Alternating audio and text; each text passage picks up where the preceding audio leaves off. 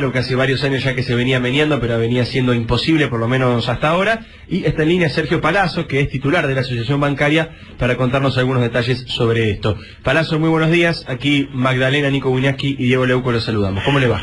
¿Qué tal? ¿Cómo le va? Un gusto. Bien, ¿cuán cerca está la CGT de volver a unificarse y ser una sola CGT como era en algún momento en la Argentina? Mire, yo no sé si peco de optimista extremo, pero creo que ayer quedó consolidada esa unidad porque se decidió que de los tres sectores que estaban presentes, más algunos que no estábamos en ninguna de las CGT, conformar una mesa con los que estábamos que condujera el proceso para que en el mes de agosto se lleve a cabo el Congreso Normalizador de la CGT, con lo cual todos los sectores van a estar comprendidos en esa mesa de conducción provisoria. Y además se trazaron análisis sobre algunas situaciones que se están dando en la economía, en la política, y también un plan de acción vinculado a poder marchar hacia el Congreso antes de los 30 días por dos temas centrales, que son pedir la emergencia ocupacional, la emergencia de trabajo en función de los despidos que están habiendo tanto en el sector público y privado, y a su vez también pedir la derogación del impuesto a las ganancias de los salarios de convenio y de las jubilaciones, con lo cual en la acción hay unidad, en el concepto hay unidad y ya hay una convocatoria que se empieza a trabajar para el mes de agosto de unificar institucionalmente la ¿Con ganancias van a pedir la anulación, la derogación de la ley directamente? No están hablando de los salarios de convenio. Ah, correcto. Y ahora, de las jubilaciones, por supuesto. Cuando usted hablaba de unificación recién, ¿no es cierto, Palazzo? Creo que ya desde el 2008 no había una reunión donde estaban todos los sectores de la CGT, ¿o no? Sí, siempre faltó alguien. Esta es lo que usted da, la fecha que da es aproximadamente por ahí. Sí, siempre faltó alguien. Cuando algunos sectores se arrimaban a la unidad, algunos era más retraído. Ayer hubo una clara posición de todos de avanzar decididamente hacia la unidad. Y después se discutirá la forma, si es un secretario general, si es un triunvirato, si es más ampliado o menos ampliado. Lo importante es que todos nos expresamos en favor de esa unidad y ya poniéndole una fecha clara y concreta que va a ser en agosto el Congreso normalizado. ¿Por qué con Cristina Presidenta no se pudo? Creo que en todos los casos, bueno, en un principio en el gobierno del kirchnerismo hubo una CGT unificada, después hubo un espacio que fue la azul y blanca que se corrió de la CGT, se fue de la CGT, pero en un principio lo hubo. Siempre que hay un nuevo presidente la lógica sindical tiende a unificar la CGT. Más aún en el análisis que hicimos ayer, está claro que esta división no nos ha convenido a nadie. Si vos te fijás en las primeras acciones de gobierno, un sector poderoso y unificado como han sido los grandes cerealeros argentinos obtuvieron grano cero de retención, 5% menos en la soja de retención, ganadería cero, economías regionales cero. Ve los gobernadores que tienen un fallo de la Corte y le dicen, bueno, le vamos a pagar la deuda de este 15% mal retenido en 5 años, en 4 años, en 3 años. A los trabajadores lo único que nos dieron fue, más trabajadores pagaron ganancia en el segundo aguinaldo del segundo semestre, porque el monto fue menor al del año anterior, y en el caso de la disposición de ganancia, que ayer no le votaron el DNU en el Congreso, fue una medida que incorporó más de 200.000 trabajadores a pagar ganancia, más de 140.000 jubilados, y los que tienen un alivio es temporal hasta la paritaria, con lo cual estamos desunidos y no nos dan absolutamente nada, es decir, nos trajeron más carga tributaria y aquellos que estaban unidos le dieron grandes beneficios a este gobierno. Claramente tenemos que ir hacia una unidad para tener el mismo potencial a la hora de sentarnos con el gobierno. Palazzo, ¿qué tal? ¿Qué tal, Diego?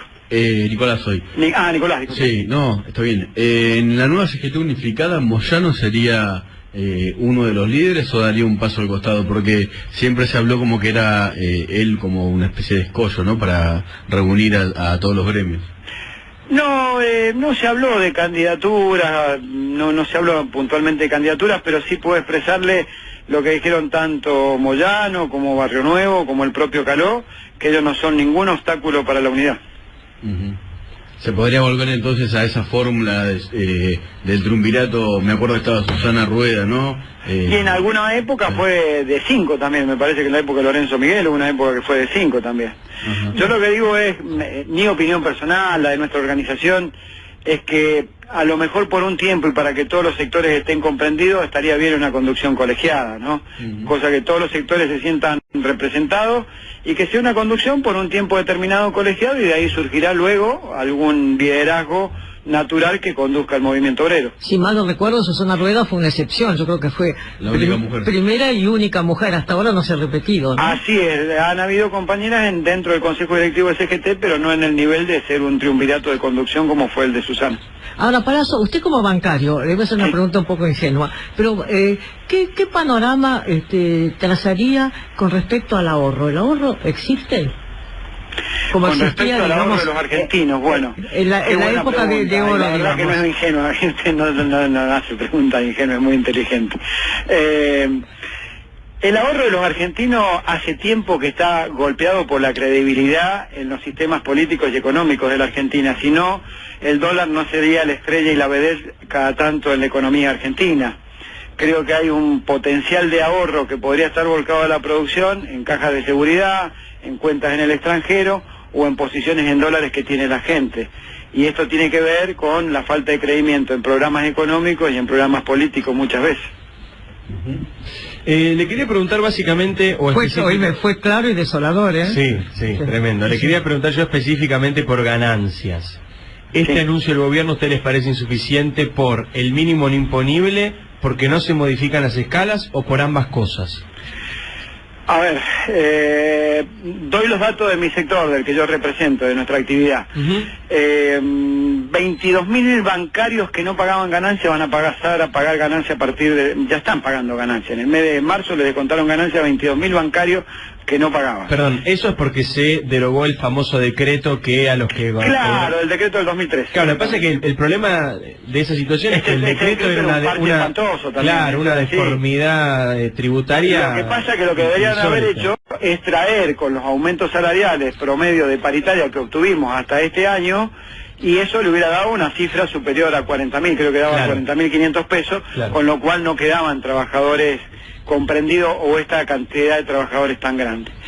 Acá hay que discutir las deducciones que se pueden hacer, porque sigue siendo incomprensible algunas cuestiones. En mi actividad un cajero paga por un seguro que se le paga por si tiene una falla de caja, paga ganancia, pero si se equivoca y no cobra el seguro, paga ganancia igual sobre una plata que no cobró. Hay que empezar a discutir si los alquileres no deberían ser considerados entre las deducciones y no son considerados. Entonces, por un lado hay que discutir deducciones, por otro lado hay que discutir alícuotas y por otro lado hay que discutir las escalas. Las escalas están congeladas desde el año 90 y tanto, cuando estaba Machinea, que inventó el impuesto, con lo cual lo que era la escala del 35%, que es el excedente de 150.000 pesos, eran $150.000. Hoy siguen siendo 150.000 pesos, ¿no? Entonces me parece que hay tres cosas que abordar.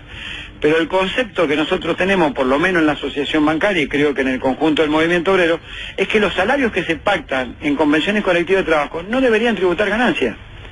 Si después las empresas por su cuenta, que muchas veces lo hacen para romper los frentes sindicales y la fortaleza sindical, empieza a poner plata, que quiere dar bonos, todas esas cosas que empiezan a dar, es otro cantar, pero los salarios que se pactan en convención colectiva no deberían tributar ganancias, mucho menos las jubilaciones. Palazzo, usted ya como acordaron en la primera movilización, anunciándonos esto, emergencia ocupacional, si el gobierno abre un canal de diálogo y empiezan a negociar y tal vez les anuncien que pueden cambiar algunas de las cosas que están reclamando, ¿esa movilización podría no realizarse?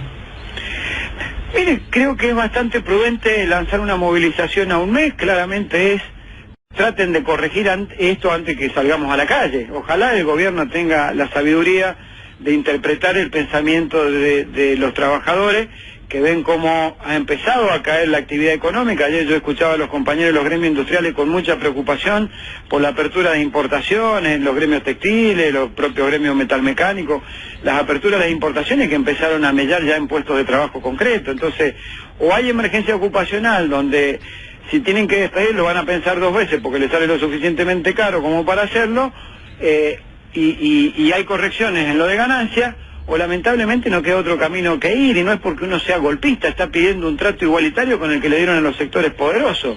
Si a los sectores poderosos no le cobran retenciones a ninguno de los granos y no bajaron un solo peso los precios, porque si te bajan las retenciones, por lo menos hubieran tenido un gesto con el gobierno que le dio ese beneficio y hubieran bajado los precios. No hay un precio que haya bajado en la Argentina, al contrario, subieron. Entonces, bueno, tendremos que salir y discutir para que nos den un pie de igualdad igual que al sector empresario. Sí. ¿Y hubo algún tipo de autocrítica de los gremios que hasta ahora, por las mismas cosas, durante 12 años no marcharon?